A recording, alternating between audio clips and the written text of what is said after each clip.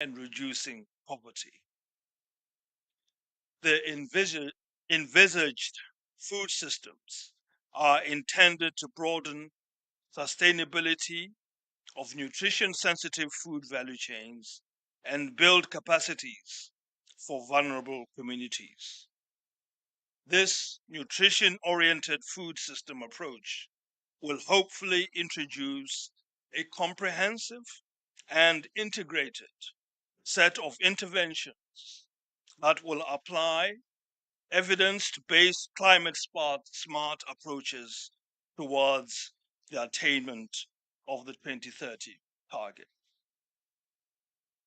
At this juncture, may I be allowed to take this opportunity to acknowledge with utmost gratitude the partnership that the Mountain Kingdom has enjoyed with the International Fund for Agricultural Development, IFAD, spanning a period of 4 decades. Through this fruitful partnership, the programs developed and being implemented are having a positive impact on food security, nutrition, regeneration of landscapes, livelihoods, and empowerment of women, youth, and farmer associations. Some of these programs that are worthy of mention are: 1, the Smallholder Agriculture Development Project, SADAP. This project promotes commercialization, climate resilience, social inclusion, and better nutritional outcomes in Lesotho's agriculture and food systems. The second one is Regeneration of Landscapes and Livelihoods Project, which we call ROLE. This, responding to the urgent need to restore degraded landscapes on which rural communities depend, the ROLE project advances a community-led approach to integrated catchment management. The third one is Wool and Mohair Promotion Project, which we refer to as WAM. This project, which is closing soon, aimed to boost resilience to the adverse effects of climate change and economic shocks among poor smallholder wool and mohair producers.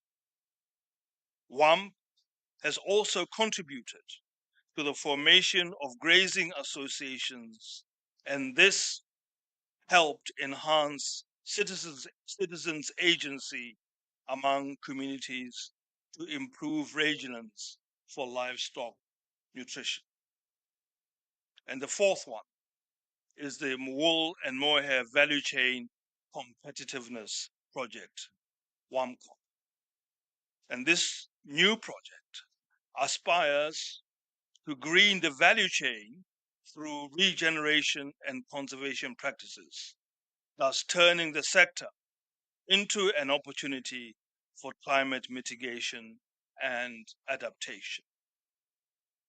Excellencies, ladies and gentlemen, I wish to conclude my statement by reiterating that achieving sustainable and inclusive food system transformation demands larger participation of all relevant stakeholders and strong national leadership. Public investments are essential to creating an enabling environment and fostering investments in the agriculture and food value chain. I'm happy to note that the government of Lesotho and IFAD are building national institutions that have the potential to pull partners and resources together and remove barriers to investments and collective actions. As the African Union's champion on nutrition, I remain dedicated to advocating for the improvement of Basotho and African livelihoods, their nutrition status, and transforming the agri-food system on the continent and in Lesotho. Achieving this will entail building and cementing trust among all stakeholders, enabling farmers' engagement and the adoption of more sustainable practices, and fostering enduring and reliable international partnerships with our global partners. I thank you for your attention.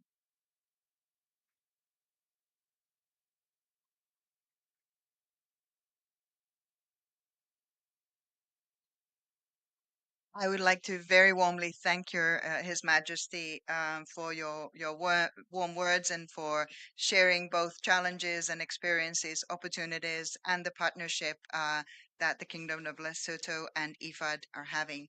Can I please invite our panelists to come to the chairs over here?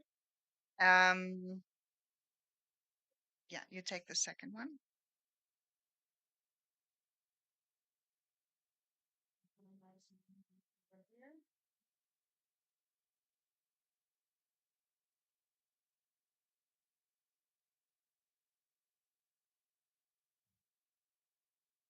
Okay, now this microphone is on.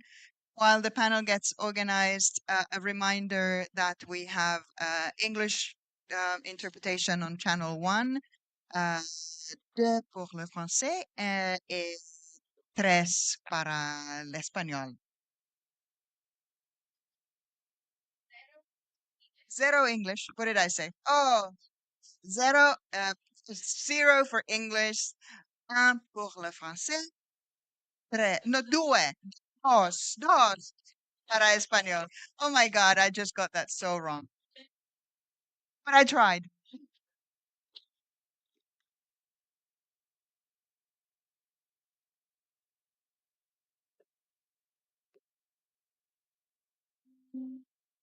Okay, while our panelists are still being mic'd, I would like to invite, I do have another mic. I have a mic.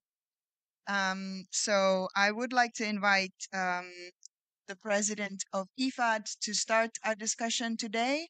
I would like to hear, or we would like to hear from you a bit how you see the importance of farmers organizations, indigenous peoples, and youth, how do you see the key challenges that we're addressing together, IFAD and these groups? Thank you very much, and it's a pleasure. And thank you for all the representatives for coming to this panel.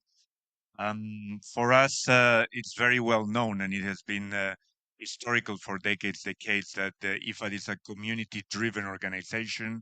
It's an inclusive organization. So clearly, farmers organizations, indigenous peoples, youth alliances are very much part of how we design the programs, but also how we think about the approach on the ground and how we actually deliver a lot of our interventions with the governments. The current challenges, as you were mentioning, and His Majesty was also mentioning, are very big.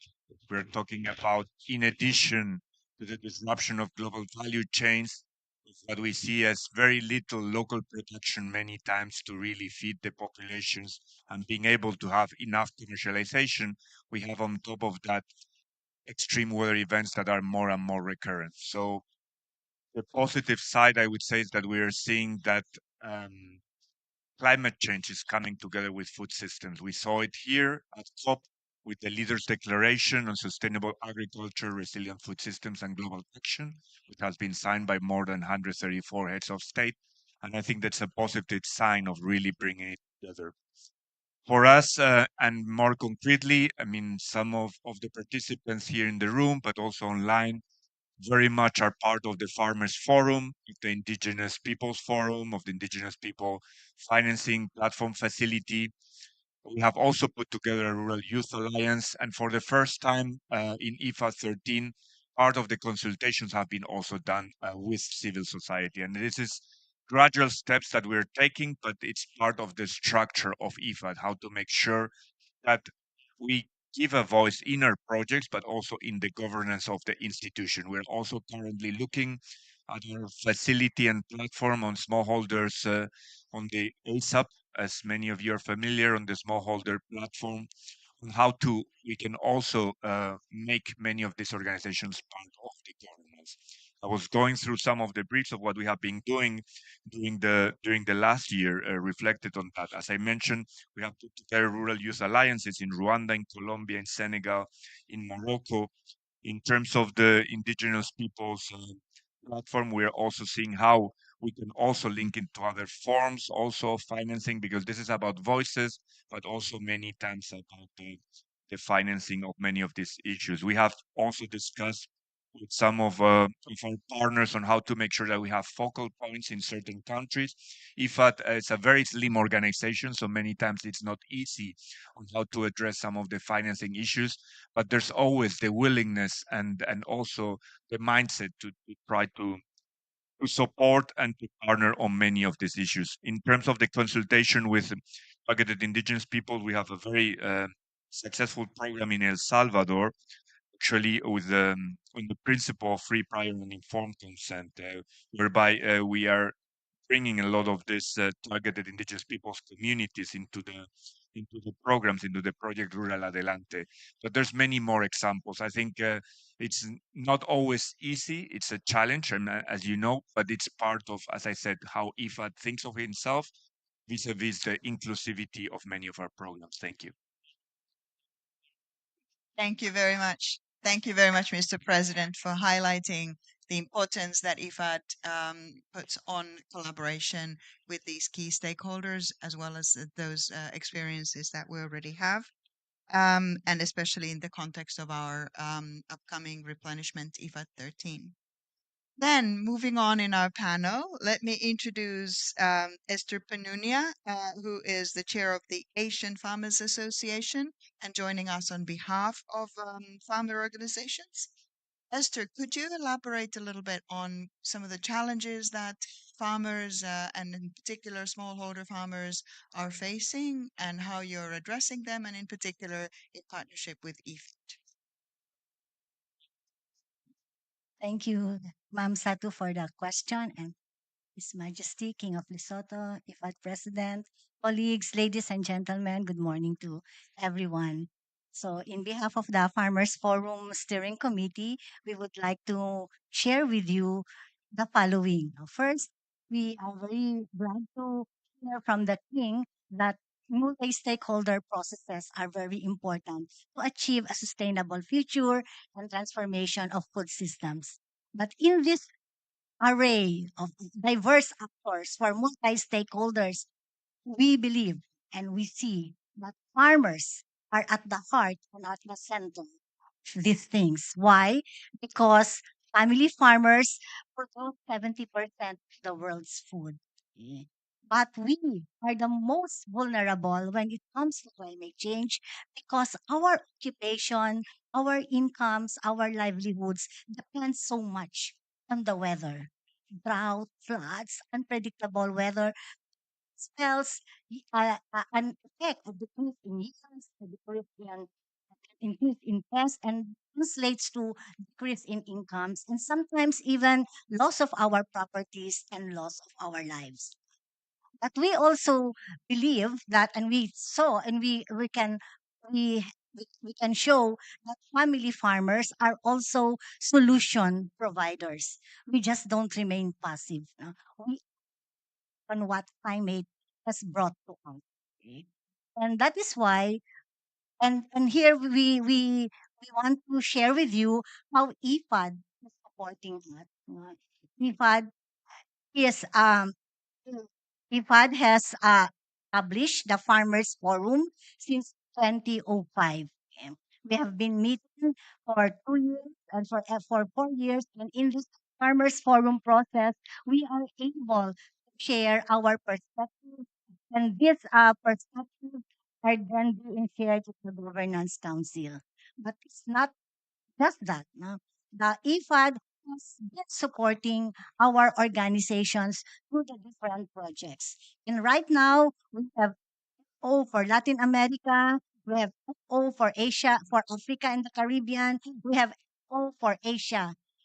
And grants, small maybe compared to the portfolio of IFAD in the other countries, are enough to build our capacities as farmers organizations so that we can deliver services to our members, services that build the capacities of our members for agroecology, services that build on advocacy. So we would like to thank IFAD for this, but at the same time, it's not enough.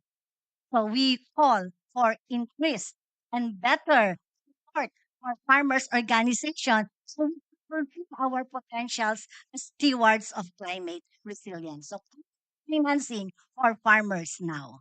Thank you. Thank you, Esther. And that's a great slogan. And thank you for really highlighting the crucial role that farmers have. And I really like you the how you've described them as solutions providers. So thank you very much.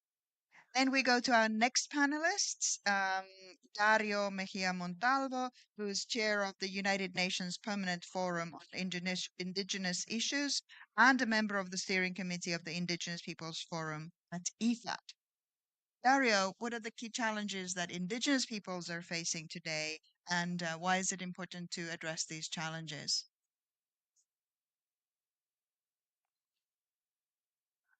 Muchas gracias por la invitación. También un saludo muy especial a Monarca, al señor presidente de FIDA, a todos los asistentes.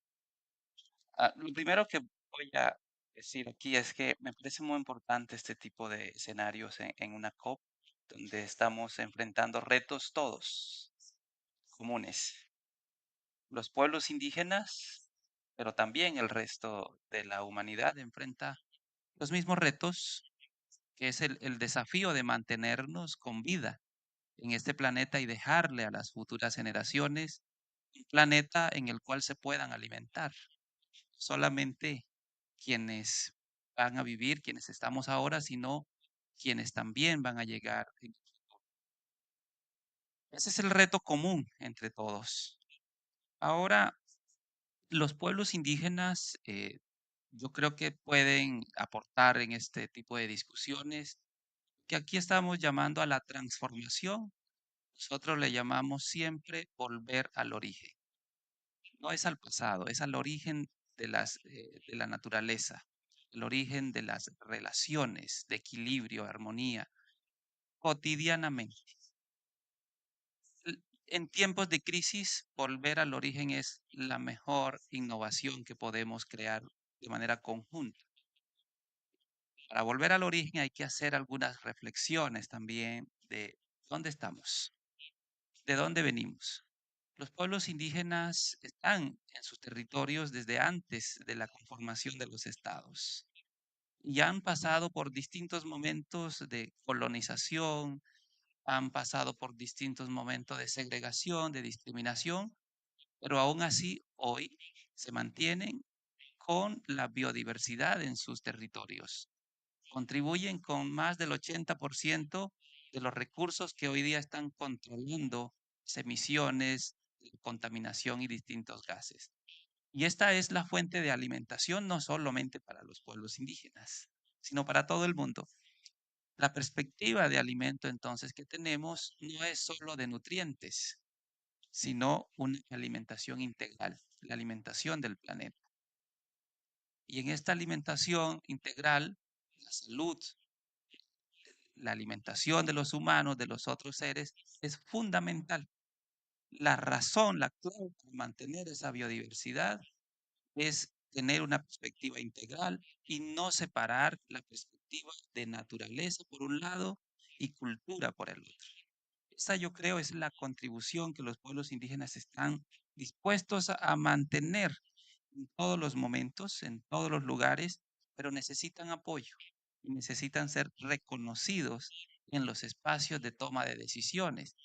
Difícilmente los estados, la ciencia no indígena puede aportar con esto de manera directa.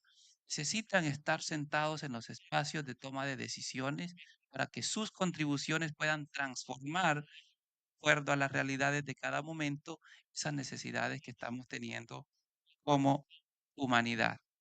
IDA efectivamente es la institución que se ha creado para atender los asuntos de la alimentación en el mundo. y la perspectiva de los pueblos indígenas recientemente ha sido incluida. Necesita ser reforzada esta participación. Los compañeros que han estado allí han avanzado con el establecimiento de una política pueblos indígenas. Esta política necesita ser reflejada, no solamente en el fondo que existe sobre pueblos indígenas en FIDA, sino también en la relación con los países. Con los países debería haber una meta concreta de acuerdo a su realidad en cada proyecto que se establezca, cuál va a ser el aporte que se le va a hacer a los pueblos indígenas y al mismo tiempo la manera como van a participar.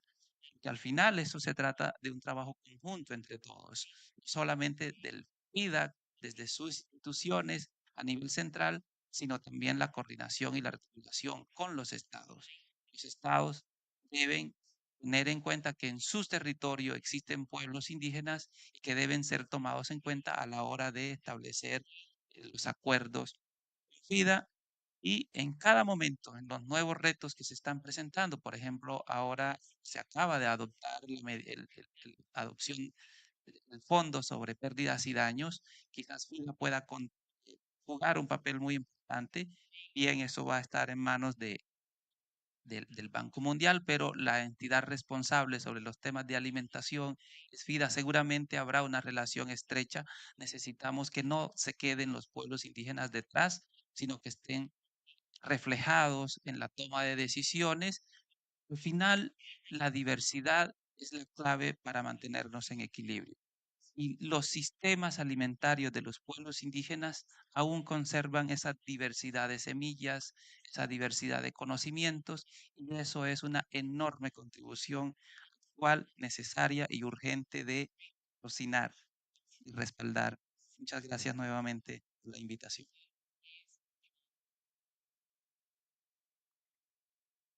Thank you very much for those insights and for really highlighting the key role that Indigenous peoples have.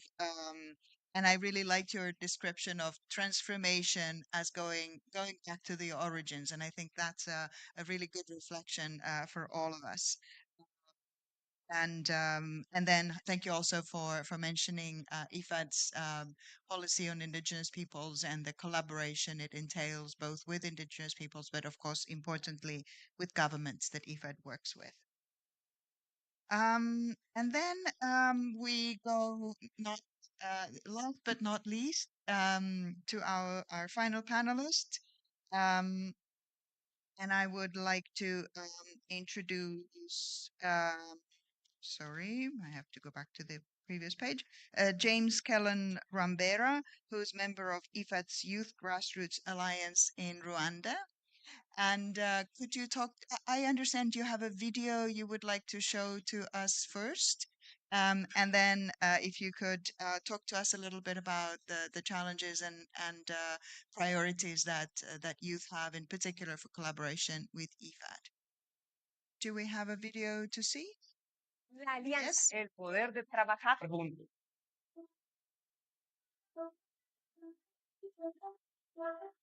I don't know if everyone is able to watch the video.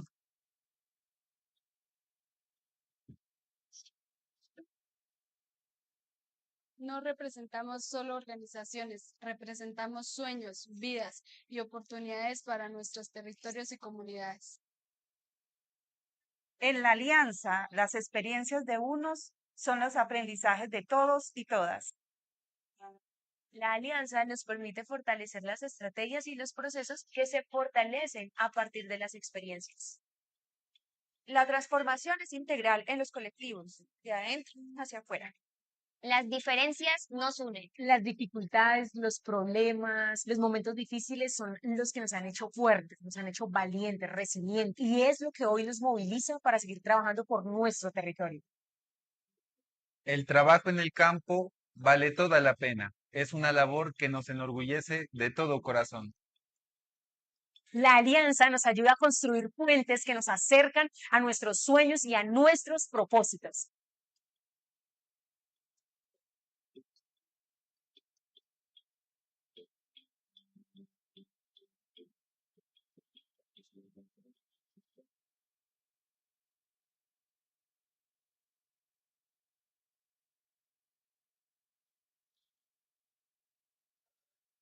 Thank you very much, moderator, Majesty, the President of IFAD, dear participants, and my fellow panelists. It's a pleasure me to be here. And I'm here representing more than 40,000 of youth of the 4 countries, which is, I think, before I start delivering my speech, we have seen the power of IFAD. Here, people are speaking the language which I'm not even speaking, but I'm here representing them, which means I'm here with a lot of the voices from the African countries, from the Asia, and the rest of the continent. So if I speak, listen to me, that is a voice of more than 40 people who are standing in front of you. So as everyone know in this room, the population. French interpretation. It's not working. Okay. Can we get French interpretation?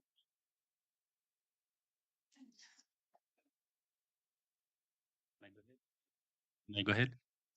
Okay. Thank you. As everyone here know, the global population, 16% of youth, young people.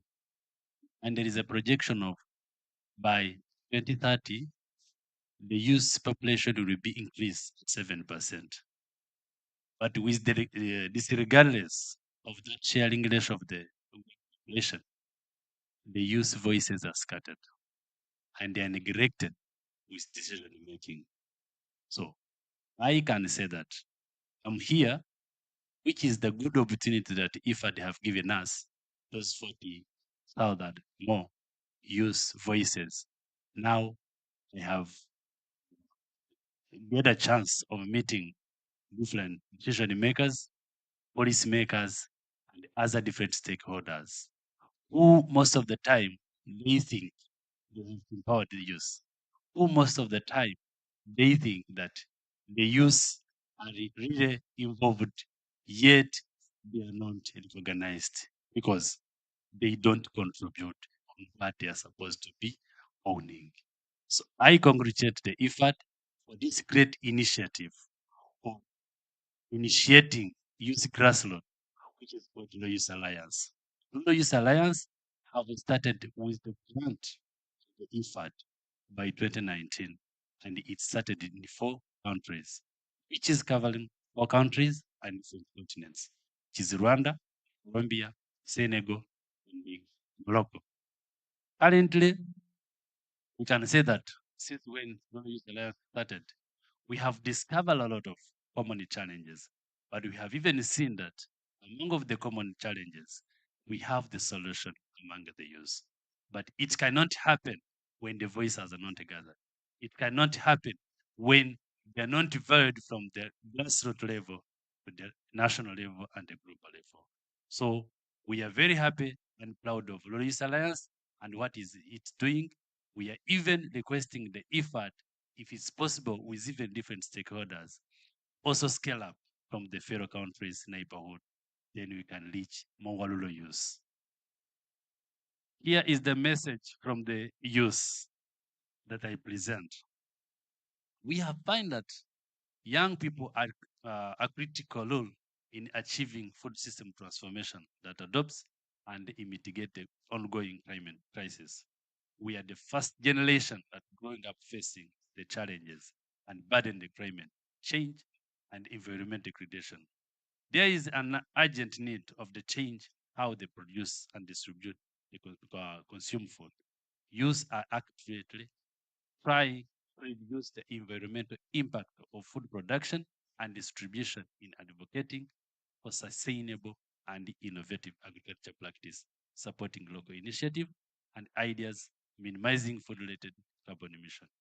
Within our Rural Youth Alliance, we are taking action to achieve this by encouraging young farmers to lead the transformation of the food value chain, supporting the agroecological practice, and advocating for the family agriculture. There is an urgent need to empower and support youth, take on the role of the leaders in the food system transformation. We need investment in the capacity, skills, knowledge, finance, access, plan, asset, and market to ensure decent livelihood for the rural community. For now and for the future, equipping young people with the knowledge and the power advocate for our community will allow us becoming more resilient challenge, including climate change, poverty, fragility, and conflicts. The Alliance are successfully aggregating the voice of thousands of youth, as I said before, enterprises, non-government organizations to influence the policy making. For the instance, the Alliance in Colombia, we can give like one of the example. Since when we started from the 2019, we can have one example from the Colombia.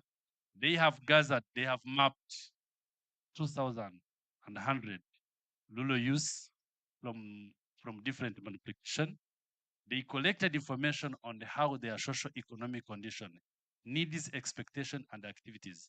And they manage influencing. They have managed already influencing the government, public policies for the national level, and now there is a good progress and procedures of changing or being engaged in their budgeting and all the procedures of making the budget for the country level. So I can say that whatever the panelists will say, coding about indigenous people, coding about the farmers organization, it cannot happen to make the better world of tomorrow when the youth are not engaged. Thank you very much. Thank you very much, James. And yes, absolutely. I think we all agree we can't make progress without the youth being part of it. And thank you for highlighting that work. So we are running a little bit late, so I wanted to give the chance for a couple of questions from the floor or comments from the floor very quickly. Sorry, we have already two that have been requested ahead of time. So I will give the floor to Babafemi Oyewole for a very quick 1 minute question, and then Vital Bambanze after that, very quick. Okay, here we are. Yes. Thank you. Thank you very much. I really want to thank His Highness, the King of Lesotho, for the powerful opening ceremony speech. Also, I want to thank the panelists for how they have really highlighted the importance of farmers organization, indigenous people, the youth, and also IFAD's contribution to support these stakeholders. I'm not going to ask question. I just want to make a contribution also to echo what Esther said, that farmers should be seen as the center of any policy, any program to improve food security. And as she said, we saw that many people are saying the farmers they are poor, they are poor. It's because, as she said, their livelihood, their income depends on the vagaries of weather, and that is why the situations are like that. And again, we want to really commend IFAD because before now, farmers are not being invited into instances like this or contributing to international conferences and where decisions are being made. But now, because of the support of IFAD over the years to build capacity and the governance structures of those organizations at national, regional, and global levels, we see that they are being involved in discussions about issues that relate to them, and they are able to now give their own perspectives about the challenges they are facing in the various. So we want to really still ask for more support from IFAD to particularly in developing financial instruments that will enable farmers organizations to be able to access funding. Thank you very much. Thank you. Thank you very much for that insight from the Pan-African Farmers Association. And then over to you, Mr. Vital Bambanze from Rwanda. Merci beaucoup, Madame la modérateur de la session. Bonjour à tout le monde. C'est un plaisir aussi de prendre la parole ici en tant que membre de la communauté autochtone Batwa du Burundi et surtout membre du mécanisme de fonds dédié aux peuples autochtones au sein du FIDA. Et je parle de cela parce que je pense que le fonds est venu combler un fossé qui existe entre les peuples autochtones et l'accès au financement d'une façon directe. Surtout que le fonds va dans le sens de renforcement de capacités sur la résilience des peuples autochtones sur le changement climatique et surtout en passant par les connaissances traditionnelles, lesquelles connaissances que nous connaissons contribuent énormément non seulement dans la réduction des impacts du changement climatique, mais aussi à promouvoir ou protéger l'environnement en tant que la nature. Et nous savons que les peuples autochtones vivent en harmonie avec la nature et cette nature nous donne de quoi vivre. Nous travaillons aussi au niveau de la réduction de la pauvreté et surtout la sécurité alimentaire, mais nous éprouvons que la sécurité alimentaire devrait aussi s'appuyer sur les besoins spécifiques des peuples autochtones.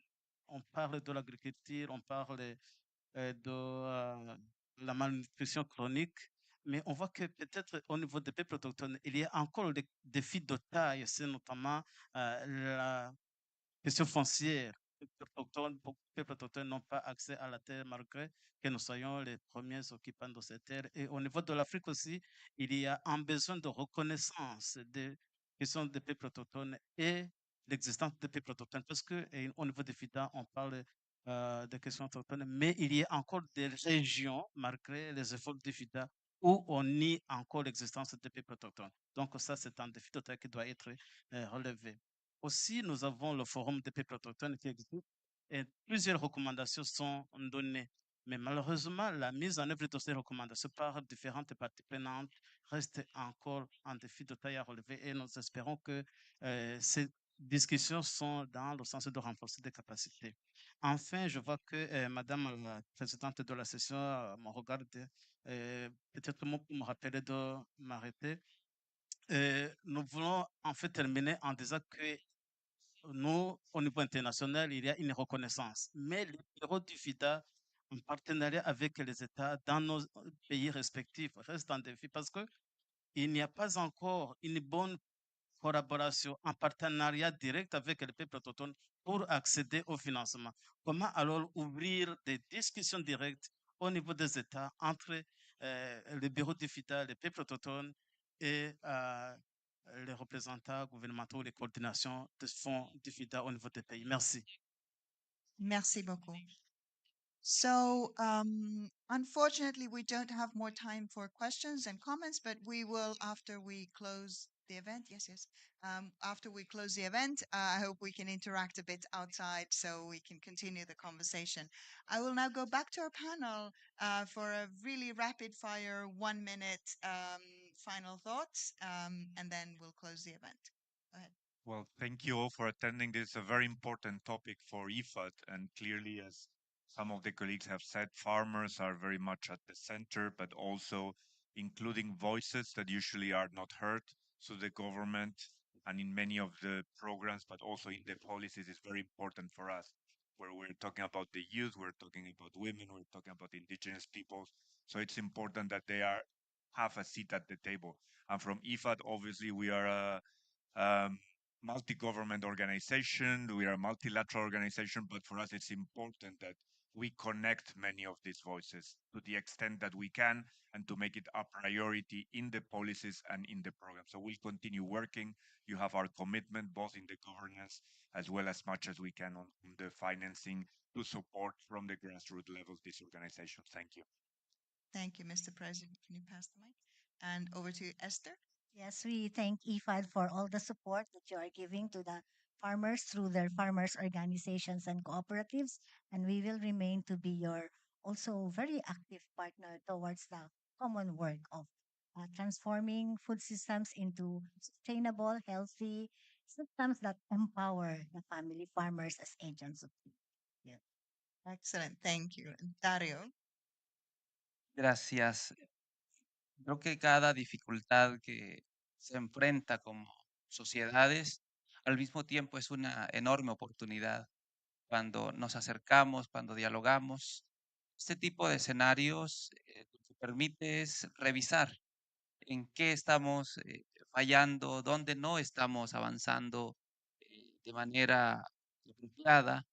Y este escenario creo que brinda esa oportunidad de haber escuchado a los distintos actores y particularmente a los pueblos indígenas que insisten en la necesidad de incrementar el apoyo y la posibilidad de ser escuchados a nivel internacional, pero también a nivel de los países, y en esto FIDA puede jugar un papel fundamental. Por eso estrechar esta relación es muy importante cada vez más.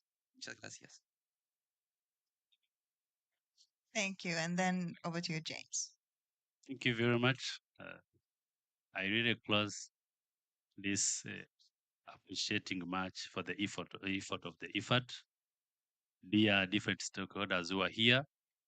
Really, it's a good step that now we are here. We can speak, we can raise the voice of the youth, but still a lot to do.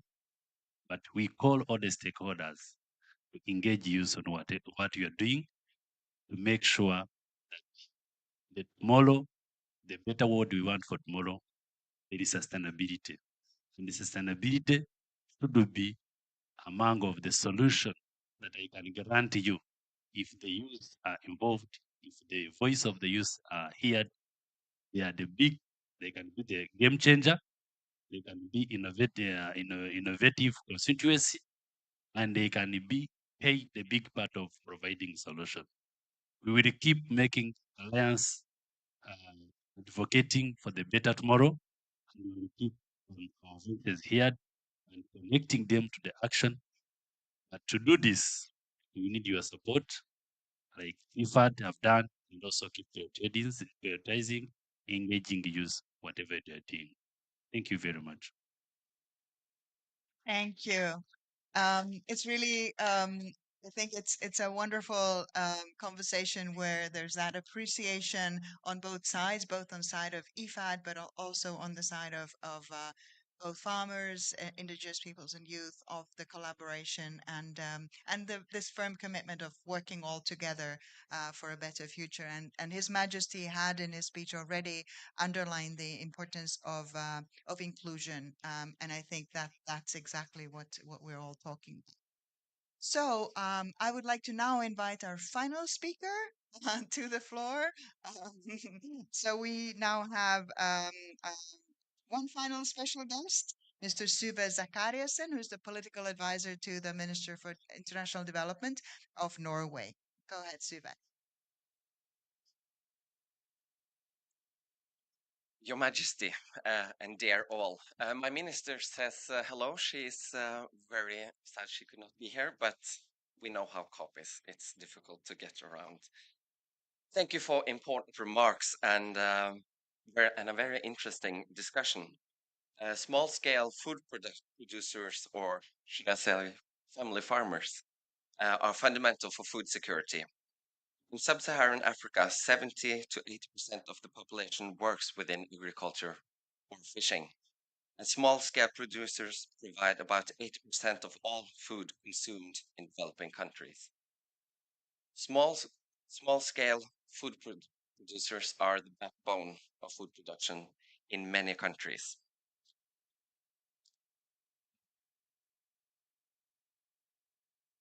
Norway's strategy for food security has the title Combining Forces Against Hunger. One of the key forces to eradicate hunger and ensure all people the right to food security is the force created by membership in cooperatives and farmers' organizations. The strategy's food security aims is to strengthen producer-owned businesses. It is vital to increase farmers' incomes, local value chains, and market stability. Access to credit, knowledge building, and economic growth in rural and poor areas. Food system transformation should focus on all aspects of the food system to secure and ensure equitable distribution of food, provide access to and availability to healthy diets for all, while ensuring climate resilience and lowering emissions of the food system. Within the framework of national legislation, we are supporting the development of organization for small-scale producers such as farmers and fishers organizations, or cooperatives or groups of purchasing networks. In particular, we contribute to efforts to establish women-led cooperatives or farmers and fishers organizations. IFAD is an important partner in our contributions. IFAD has decentralized its organization and strengthened its already close contact with local stakeholders in the fight for food security. And we are very happy that IFAD produces funding and support in this work. Thank you.